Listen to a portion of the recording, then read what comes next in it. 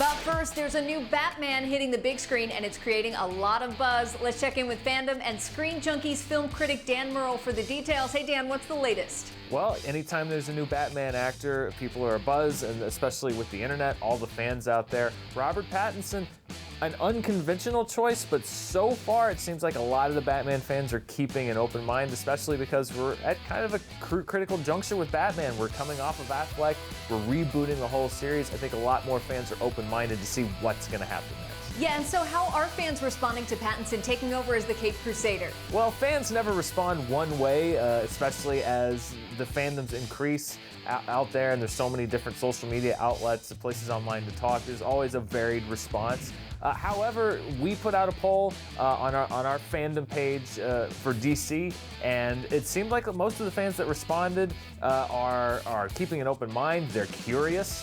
They're interested in which direction Robert Pattinson is going to take it. This is not unlike what's happened so many other times when a new Batman has been announced, going all the way back to Michael Keaton in the 80s and the pre-internet days, obviously. But by and large, the fan response, there's always some outliers, both hugely positive and hugely negative. But it seems like a lot of the fans are just saying, hey, this is really interesting, we're going to keep an open mind, and we want to see where it goes from here. Now, Robert Pattinson is joining an elite list of actors from Michael Keaton to Christian Bale and Ben Affleck. What kind of approach to Batman and Bruce Wayne can we expect from the former Twilight star? Well, what you have in Robert Pattinson is, I think, actually the closest we've had to a casting like Michael Keaton over 30 years ago when Tim Burton was doing his films. I think when you look at some of the other actors like George Clooney and even Ben Affleck, a lot of those guys were known for bigger movies. They've been in blockbuster movies. And while Robert Pattinson got his start in the Twilight films, he's picked a lot of smaller projects since then. I think that's maybe why a lot of people were surprised to hear his name out there as a big contender for this role. So as far as the approach, I think, and with Matt Reeves' approach to the franchise as a whole, I think what we can look for is something maybe a little smaller, a little more measured, a little more internal.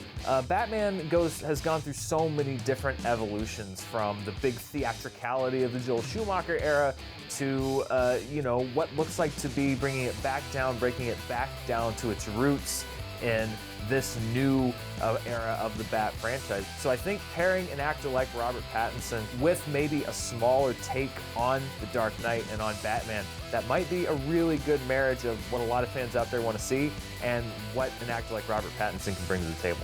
All right, thank you, Dan. And for more insider news on your favorite movies and shows, head to fandom.com.